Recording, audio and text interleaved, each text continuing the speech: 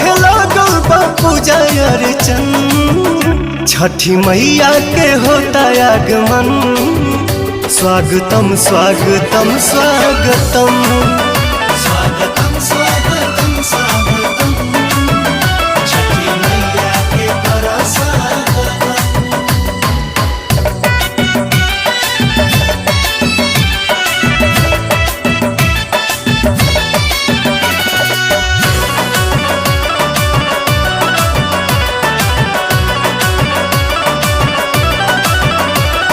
सजल बाजार सेवा अनार, नारियल शरीफा सिंघड़ा बिकाता।